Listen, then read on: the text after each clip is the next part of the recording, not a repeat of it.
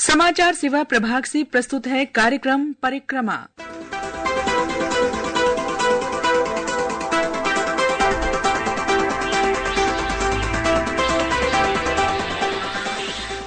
नमस्कार श्रोताओं, कार्यक्रम परिक्रमा में आपका स्वागत है। घड़ी में शाम के 4:30 बज चुके हैं और न्यूज मैगजीन परिक्रमा का सभी को इंतजार रहता है, क्योंकि इसमें हम आपको राष्ट्रीय और अंतर्राष्ट्रीय समाचार देते हैं, क्षेत्रीय संवाददाताओं से रूबरू कराते हैं, खेल जगत की, आर्थिक जगत की खबरें भी आप तक पहुंचाते हैं। तो बहुत कुछ रहता है आधे घंटे के सफर में।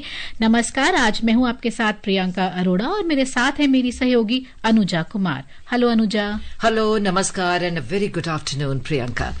Priyanka, when I opened the computer today, the first thing which popped up on the screen was that it is the International Day of Women and Girls in Science, allowing us to honor women's significant achievements in science and place a much needed focus on girls entering science, technology, engineering and mathematics, that is we call STEM careers. जी, पता है अनुजा, जब मैं सुनती हूँ ना, जब महिलाएं, लड़कियां, बच्चियां साइंस और मैथ्स में इतना आगे बढ़ रही हैं, तो ना अपने ऊपर बहुत हैरानी होती है। क्योंकि मैं अगर अपनी बात करूँ, सबकी बात नहीं करती, कि मैथ्स में इतनी खराब थी, डर लगता था मैथ्स का एग्जाम देते हुए भी। और आज भी कैलकुलेटर की आज भी मोबाइल पे जैसे उपलब्ध है, तो उसकी जरूरत पड़ती है।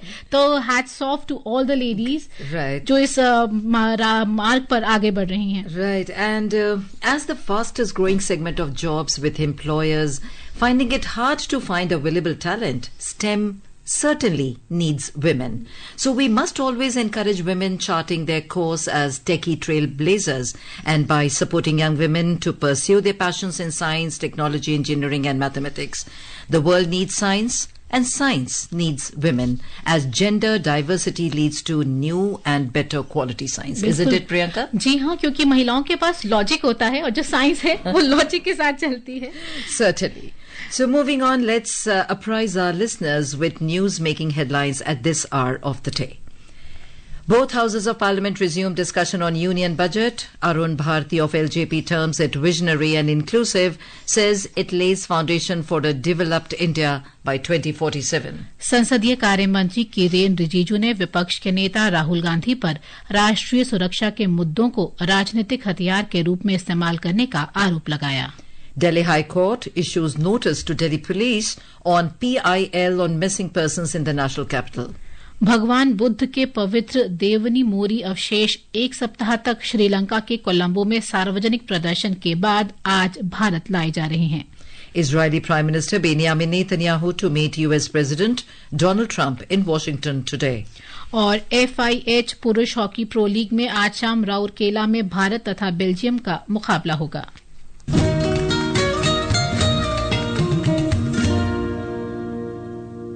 And yes, Priyanka, as always, it's now time for our segment Dateline India, in which we take a look at the developments taking place at the national or global level. And today we will talk about democratizing AI or artificial intelligence in India. To start with, artificial intelligence or AI has become a central pillar of India's development journey, and it is strengthening governance, improving public service delivery, and also enabling solutions that can reach citizens at scale. Human advancement has always been shaped by technology. Electricity has transformed our daily life and work. Computers changed how information was processed. बिल्कुल, आपने जैसे शुरुआत ही इसे की कि आज मैंने जैसे अपना कंप्यूटर चलाया। जी हाँ। तो आज कंप्यूटर हमारी मतलब रोजमर्रा की जिंदगी का एक अभिन्न हिस्सा बन चुका है, जिसको नजरअंदाज किया ही नहीं जा सकता। और ऐसे ही जो आर्टिफिशियल इंटेलिजेंस आ रहा है धीरे धीरे, मतलब आप सोच सकते थे अनुजा कि हम अगर चुटकियों में कुछ सोच रहे हैं, उसका चुटकियों में जवाब हमें आर्टिफिशियल इंटेलिजेंस से मिल रहा है। यहाँ तक कि जो मुश्किल सवालों के जवाब तो है ही, इसके अलावा क्या पहने, इसके साथ क्या मैच कर रहा है, ये कहाँ मिलेगा, सब Everything is there on the internet. तो इंटरनेट ने भौगोलिक सीमाओं को पार कर लोगों, संस्थानों और प्रणालियों को एक दूसरे से जोड़ा है। मोबाइल फोन के प्रसार ने तकनीक को आम नागरिक तक पहुंचाकर डिजिटल क्रांति को गति दी है। इन्हीं मजबूत आधारों पर विकसित हुई आर्टिफिशियल इंटेलिजेंस यानी एआई आज मानव क्षमताओं को सशक्त बनाते हुए कृषि, स्वास्थ्य सेवा, शिक्षा, विनिर्माण, जलवायु परिवर्तन और सुशासन जैसे अनेक क्षेत्रों में परिवर्तन का माध्यम बन रही है। भारत के संदर्भ में अगर देखें तो एआई का लोकतांत्रिकरण अत्यंत महत्वपूर्ण है, ताकि जो है इसका मतलब लाभ केवल सीमित वर्ग तक न रहकर समाज के प्रत्येक वर्ग तक समान रूप से पहुंचे। यानी जो लोकतांत्रिकरण की हम बात कर रहे हैं तो बड़ी कंपनियों या विशेषज्ञों तक सीमित न रखकर आम लोगों, छोटे व्यवसायों, छात्रों और डेवलपर्स के लिए भी ये सुलभ हो। Right, so democratization of AI depends on equitable access to computing power, data repositories, and model ecosystems, which increasingly determine who can innovate, compete, and govern effectively in the digital economy. India's development-focused approach places democratization at the core of its AI strategy, enabling participation by startups, researchers, public institutions and innovators across regions. बिल्कुल इसी सोच को आगे बढ़ाते हुए India AI impact summit 2026 का आयोजन इस महीने की 16 से 20 तारीख तक नई दिल्ली के भारत मंडपम में किया जाएगा। ग्लोबल साउथ में आयोजित होने वाला ये पहला वैश्विक एआई शिखर सम्मेलन होगा, जो समावेशी विकास, शासन और सतत विकास के लिए एआई की परिवर्तनकारी क्षमता को प्रदर्शित करने और उस पर विचार विमर्श करने के लिए वैश्विक नेताओं, नीति निर्माताओं, प्रौद्योगिकी कंपनियों, नवोन्मेषकों और विशेषज्ञों को एक साथ लाएगा। And now let's talk a little about what is democratization of artificial intelligence. Now, when we talk about democratization of AI, it refers to making artificial intelligence accessible, affordable, and usable for a wide and diverse set of users. It goes beyond access to finished applications. It includes access to the core building blocks of AI, such as computing power, data sets, and model ecosystems. And as these resources become available at scale, individuals and institutions are expanding what they can achieve with AI. Democratization is also about widening economic opportunity. This momentum is reflected in India's workforce, with over 6 million people employed across the technology and AI ecosystem. बिल्कुल इसका यही मकसद है कि सभी तक जो है तकनीक पहुंचे, सभी वर्ग तक। तो नीति आयोग की अक्टूबर 2025 में प्रकाशित रिपोर्ट समावेशी सामाजिक विकास के लिए एआई इस बात पर प्रकाश डालती है कि आर्टिफिशियल इंटेलिजेंस भारत के लगभग 49 करोड़ अनौपचारिक श्रमिकों को सशक्त बनाने की अपार क्षमता रखती है। एआई के माध्यम से इन श्रमिकों को सरकारी सेवाओं, बाजारों, औपचारिक वित्तीय प्रणालियों तक अधिक व्यापक, तेज और पारदर्शी पहुंच प्रदान की जा सकती है, जिससे उनकी आजीविका की सुरक्षा और आय की स्थिरता में सुधार संभव है। और यही जो दृष्टिकोण है भारत की दृढ़ डिजिटल विचारधारा और अब तक की सफल पहलों पर आधारित है। अगर हम बात करें यूपीआई की यानी यूनिफाइड पेमेंट्स इंटरफेस ने डिजिटल भुगतान को खुला, सहज और समावेशी बनाकर वित्तीय लेन देन में क्रांति ला दी। आधार ने जनसंख्या स्तर पर डिजिटल पहचान सुनिश्चित कर सेवा वितरण को अधिक लक्षित और प्रभावी बनाया। इसी क्रम में अब एआई भी उसी पथ पर अग्रसर है जहां खुलापन, सामर्थ्य और सुलभता नवाचार के मूल सिद्धांत हैं। And now let's talk about democratizing AI applications for public impact. So AI creates value only when it reaches people at scale. India's approach focuses on practical deployment across sectors so that AI improves everyday life and public services. Just as the internet and mobile phones transformed society through widespread use, AI is now following the same path by prioritizing applications that are easy to use and widely accessible. India is ensuring that AI delivers inclusive and measurable public impact. बिल्कुल प्रमुख क्षेत्रों में अगर देखें तो AI के अनुप्रयोग पहले से ही महत्वपूर्ण बदलाव ला रहे हैं। कृषि में एआई मौसम का अनुमान लगाकर कीटों के खतरे की पहचान करके और सिंचाई तथा बुवाई संबंधी निर्णय लेने में मार्गदर्शन करके किसानों की सहायता करता है। किसाने मित्र जैसे प्लेटफॉर्म सरकारी योजनाओं तक पहुंच को सरल बनाते हैं, जबकि राष्ट्रीय कीट निगरानी प्रणाली और फसल स्वास्थ्य निगरानी प्रणाली फसलों की सुरक्षा और आय सुरक्षा में सुधार के लिए उपग्रह और मौसम संबंधी डेटा का उपयोग करती हैं। स्वास्थ्य सेवा में एआई बीमारियों का शीघ्र पता लगाने में सक्षम बनाता है, चिकित्सा छवियों के विश्लेषण में सहायता करता है और टेलीमेडिसिन सेवाओं को मजबूत करता है, जिससे ग्रामीण रोगियों को विशेषज्ञों से जोड़ा जा सकता है और देखभाल की जो गुणवत्ता है और पहुंच है उसमें सुधार होता है। And an example of AI in language translation is Bhashini. Bhashini is an AI-powered platform that enables translation and speech services across multiple Indian languages. It helps citizens access digital services even when they are not comfortable reading or writing.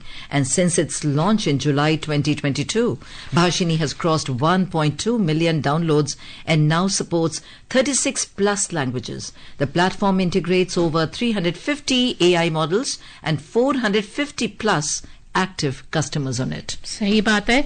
और अगर बात करें तो artificial intelligence जो है वो आपदा तैयारी और प्रबंधन को भी सुदृढ़ बना रही है। जो भारत का मौसम विभाग है वो वर्षा, कोहरे तथा विभिन्न मौसमीय परिस्थितियों के सटीक अनुमान के लिए एआई आधारित मॉडलों का उपयोग कर रहा है और उन्नत डोरेक तकनीक जैसे उपकरण चक्रवातों की तीव्रता का अधिक सटीक आकलन करने में सहायक हैं, जिससे जो तटीय क्षेत्रों में जोखिम को कम करने की दिशा में प्रभावी कदम उठाए जा सके। इसके अलावा वास्तविक समय में मौसम संबंधी परामर्श प्रदान करने के लिए मौसम जीपीटी जैसे एआई संचालित प्लेटफॉर्म विकसित किए जा रहे हैं। Right. So India's approach to the democratization of AI shows that scale, inclusion and innovation can progress together. The focus on affordability, openness and trust ensures that benefits of AI reach the farmers, students, researchers, startups and public institutions alike. As India hosts the India AI Impact Summit 2026, it also places this experience within a global context, offering a model shaped by the priorities of the global South. The path ahead is clear. Democratizing AI is not a one-time effort, but a continuing commitment to ensure that technological progress strengthens societies, reduces inequalities, and supports sustainable development for all.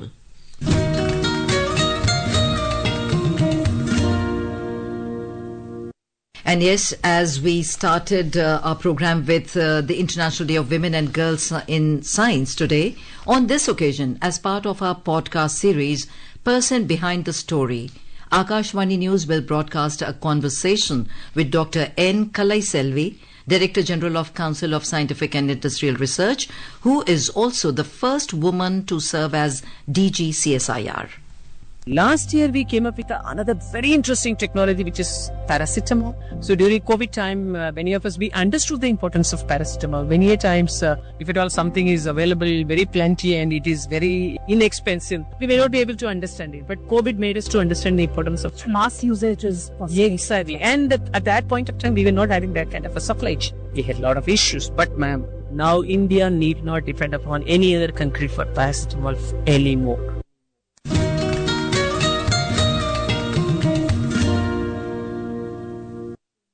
And to listen to this podcast, tune in to Akashvani FM Gold at 5:10 p.m. in the evening today.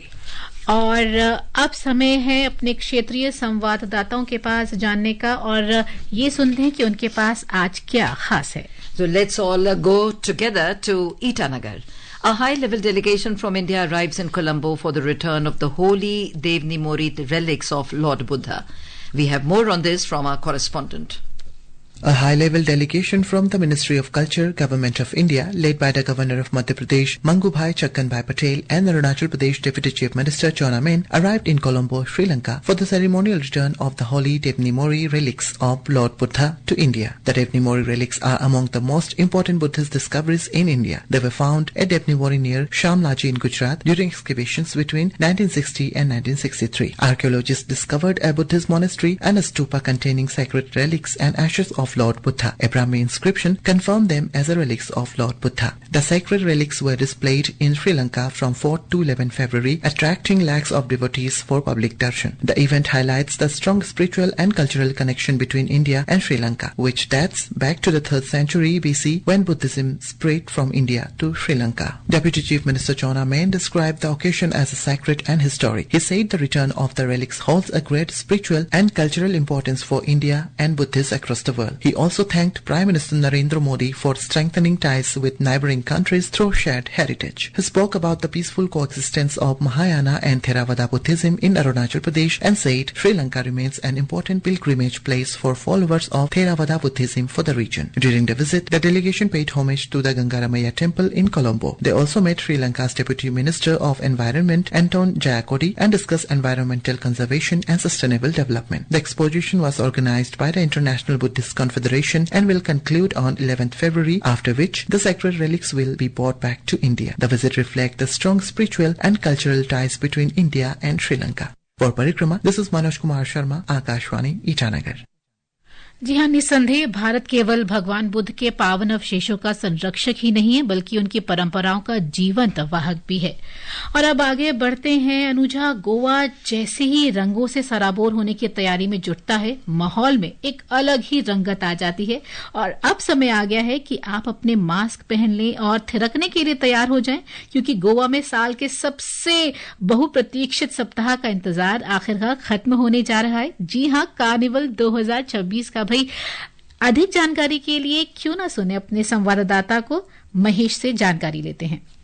The State Tourism Department has officially greenlit the 2026 Carnival festivities. Cedric D'Costa has been named as this year's King Momo, and the state has committed over 1.5 crore rupees to ensure this year's floats are the most spectacular yet. The streets are about to transform into a sea of music and tradition as the official roadmap for Carnival 2026 is released. The celebration kicks off this Friday, February 13th, with a high-energy curtain raiser event at Parvarim. From there, the grand parades will travel across the heart of the state. The spectacle begins in the capital city of Panji on Saturday, followed by the vibrant streets of Margao on Sunday. Monday, the rhythm moves to the port town of Wasco, and the entire 5-day festival reaches a grand finale on Tuesday, February 17th, with simultaneous parades lighting up both Mapusa and Morjim. Tourism Managing Director Kuldeep Arolkar informed Akashvani that Carnival 2026 will be organized by the Department of Tourism from the 13th to the 17th of February 2026. We will have the curtain raiser in Porvorim on Friday, the 13th of February 2026, followed by in Panjim on 14th Feb on a Saturday, 15th Feb Margao Sunday, and 16th Feb Vasco Monday, and the last parade will be held on 2 locations in Mapsa and Murjim on Tuesday, 17th February 2026. With thousands of locals and tourists expected to flock to the streets, the stage is set for a carnival to remember. Mahesh Sopade for Parikrama from Panji. And now we take you all to Ladakh, where winter sports activities in Kargil are witnessing steady growth year after year, particularly after Ladakh became a union territory. With increasing participation of youth and consistent support from the administration, the district is emerging as a promising hub for winter sports. We have a report on this. The 17th CC Cup Ice Hockey Championship, which began at the Ice Hockey Ring Byamathang, is a clear reflection of this growing trend. A total of 29 men's team and 4 women's team from different parts of Kargil are taking part in the tournament, highlighting the expanding reach and popularity of ice hockey in the region. Acting Chief Executive Councillor, Ladakh Autonomous Hill Development Council Kargil, Kacho Mohammad Firoz, who inaugurated the championship by performing the ceremonial puck drop, said that ice hockey has become a distinct identity of Ladakh. He stated that the council is committed to strengthening winter sports infrastructure and promoting ice and snow-related activities across the district. He further said, snow से related, winter tourism से related जो भी activities है उसको promote किया जाए। आइंदा आने वाले दिनों में सिर्फ आइस हॉकी ही नहीं बल्कि स्कीइंग का जो आपके जो द्रास और लिंकीपाल और फिर आपका हमारा ये जास्कार के जो प्रोजेक्ट्स हैं वो अगर बन जाता है तो सर्दियों के अंदर में स्पोर्ट्स टूरिज्म को बहुत ज्यादा प्रमोशन मिलेगी। Additional Deputy Commissioner Kargil Imtiaz Kacho said that such sporting events help in building strong character among youth and keep them away from drugs and other negative activities. He emphasized that engaging young people in sports is essential for their overall development. With its vast natural ice rings and snow-covered landscapes, Kargil holds immense potential to become an alternative destination for winter sports, both in ice-based and snow-based events. The administration continued to focus on infrastructure development and youth engagement is expected to further strengthen Kargil's position on the winter sports map of the country in the coming years. For Parikrama, this is Anayat Ali from Kargil Union Territory of Ladakh.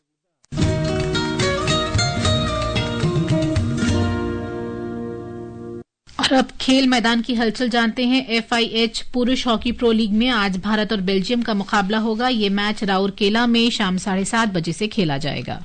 And in the ICC Men's T20 Cricket World Cup, South Africa defeated Afghanistan in double super over thriller in Ahmedabad this afternoon. In the Group B match, Australia won the toss and elected to bat first against Ireland in Colombo. Later in the day, England will take on West Indies in the Group C match at Mumbai from 7 p.m. onwards. And talking about the business news of the day, benchmark domestic equity indices, the Sensex and the Nifty closed flat after a volatile trading session today. The Sensex declined 40 points to close at 84,234, while the Nifty added 19 points to settle at 25,954.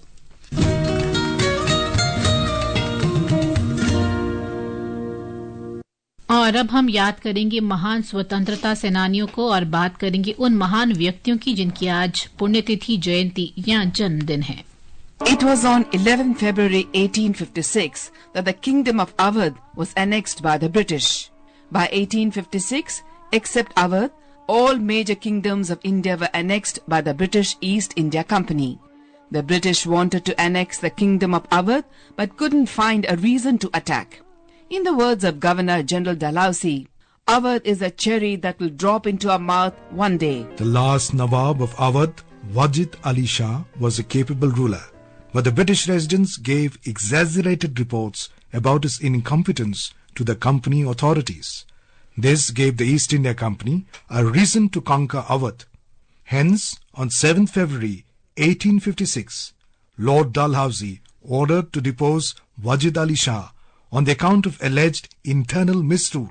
Dalhousie threw away all the moral codes, and on 11th February 1856, the Kingdom of Awadh was finally annexed. The laws of Awadh only added to the existing tensions between the British and the people. The simmering resentment finally culminated into the revolt of 1857. On 11th February, Mahatma Gandhi's famous newspaper Harijan was launched in 1933. The paper was published weekly to promote the fight against untouchability and to liberate those who were discriminated against. It helped generate consciousness about the sufferings caused by the practice of untouchability. The articles were written either by Gandhiji himself or by his associate Charles Prior Andrews.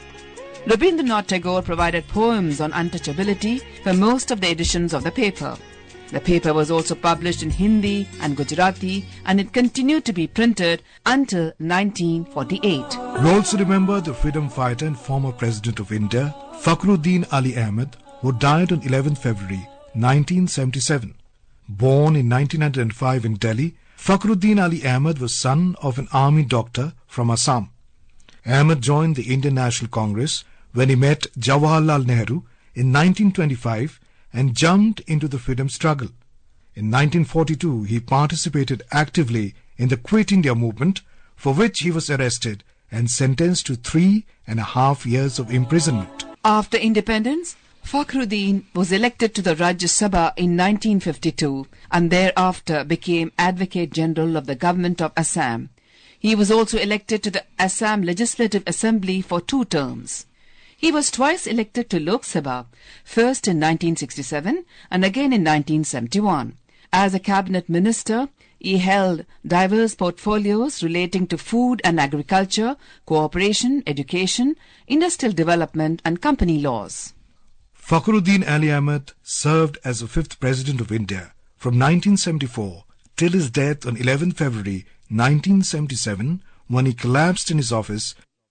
और अब आगे बढ़ते हैं, जानी मानी विभूतियों को जानते हैं। आर्थिक योजनाओं तथा आर्थिक प्रगति का माप समाज के ऊपर की सीढ़ी पर पहुंचे हुए व्यक्ति नहीं, बल्कि सबसे नीचे के स्तर विद्यमान हर व्यक्ति से होगा। ऐसा मानना था एकात्म मानववाद और अंत्योदय के प्रणेता पंडित दीनदयाल उपाध्याय जी का, जिनकी आज पुण्यतिथि है। प्रखर विचारक, दार्शनिक और समाजशास्त्री थे। वे भारतीय जनसंघ के अध्यक्ष भी रहे। पत्रकारिता जीवन के दौरान उनके लिखे शब्द आज भी उपयोगी हैं। प्रारंभ में समसामयिक विषयों पर वे पॉलिटिकल डायरी नामक स्तंभ लिखा करते थे। पंडित दीनदयाल जी ने राजनीतिक लेखन को भी दीर्घकालिक विषयों से जोड़कर रचना कार्य को सदा के लिए उपयोगी बनाया। And today we also pay tribute to Tilka Manjhi on his birth anniversary, who is an unsung hero of an armed struggle against East India Company in the 18th century. Belonging to the tribal Santhal community in eastern India, Tilka Manjhi represents the strong sentiments of common people to liberate Bharat from foreign clutches. The year 1770 was decisive when the entire Santhal region underwent severe famine. The people were dying because of hunger. Tilka Manjhi looted East India Company treasure and distributed it among the local residents. Many tribals got motivated because of his action and joined the army of Tilka Manjhi. Tilka Manjhi was such a brave fighter that he drove the East India Company out of Ramgarh camp in 1778. और अब आगे बढ़ते हैं, उससे पहले ये पंक्तियां सुनते हैं।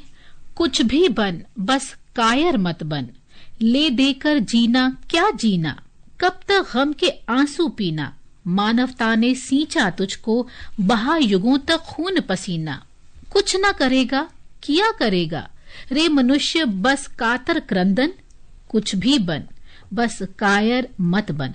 जी हाँ, ये प्रेरणादायक पंक्तियां हैं प्रसिद्ध रचनाकार पंडित नरेंद्र शर्मा की। उनकी आज पुण्यतिथि है।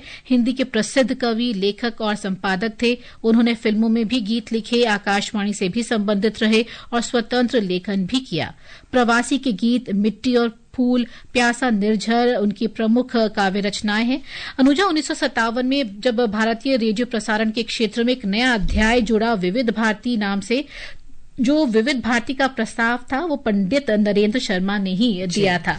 और उनके 17 कविता संग्रह, कहानी संग्रह और जीवनी अनेक रचनाएं पत्र पत्रिकाओं में प्रकाशित हुई। Right, he is best known for Lata Mangeshkar's Satyam Shivam Sundaram, for which he also received a Filmfare Award nomination for Best Lyricist. Satyam Shivam Sundaram, Satyam Shivam Sundaram, Ishwar Satya hai, Sundaram hi Shiv hai, Shiv hi Sundar hai। उन्होंने लगभग 55 फिल्मों में 650 गीत और महाभारत का पटकथा लेखन तथा गीत रचना की। Yes, and Sri Narendra Sharma has also choreographed a number of dance pieces as well as ballets. He has worked for New Stage Bombay and for Sri Ram Bharatiya Kala Kendra in New Delhi. But there was so much more to him, like another song which is very popular and very melodious, like Jyoti Kalash Chalke from the movie Bhabhi Ki Chudiyan. Jyoti Kalash Chalke, Jyoti Kalash Chalke,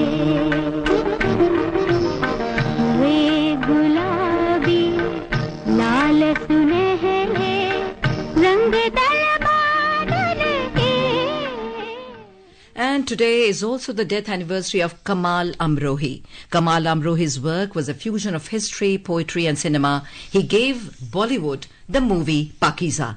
It was his film Mughal-e-Azam which finally released in 1960 after much delay, and it was a huge hit. Mughal-e-Azam won the Filmfare Award for Best Film and Amrohi took home the Best Dialogue Award. It was Amrohi's dialogues, his literary and poetic touch that gave Mughal-e-Azam its immortal quality. Salim शहंशाह के फैसले को जंग का इंतजार नहीं,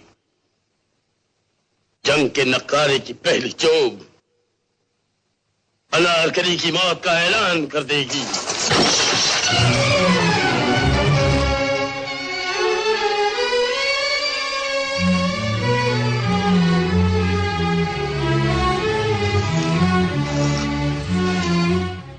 जी हाँ, कमाल अमरोही ने बेहतरीन गीतकार, पटकथा और संवाद लेखक तथा निर्माता और निर्देशक के रूप में सिनेमा जगत पर अपनी अमिट छाप छोड़ी। और जैसे पाकीज़ा का जिक्र किया तो वो उनकी जिंदगी का ड्रीम प्रोजेक्ट था। Right, Priyanka, he's the man behind Bollywood's grandest stories like Mughal-e-Azam, Pakiza, Razia Sultan. He directed only 4 films, but his penmanship, screenplays and dialogues defined the contours of Bollywood even today. And it was the work of Kamal Amrohi, the master dialogue writer, who had introduced the poetic Urdu of the royals into Bollywood. बिल्कुल, और आज ही निधन हुआ था जाने माने निर्देशक रवि टंडन का, और लव इन शिल्मा के सेट से उन्हें कैमरे के जादू से रूबरू कराया। इसके अलावा 70 के दशक में एक्शन के जमाने में टंडन ने मनोवैज्ञानिक, थ्रिलर और संगीतमय रहस्यमयी फिल्में रची। तो उन्हीं की एक फिल्म का ये गीत सुनते हैं। हमने तुमको देखा, तुमने हमको देखा ऐसे, अरे हमने तुमको देखा, तुमने हमको देखा। और अब समय कह रहा है आपसे अनुमति ली जाए तो प्रियंका और अनुजा को दीजिए इजाजत कार्यक्रम संपन्न करने की। नमस्कार।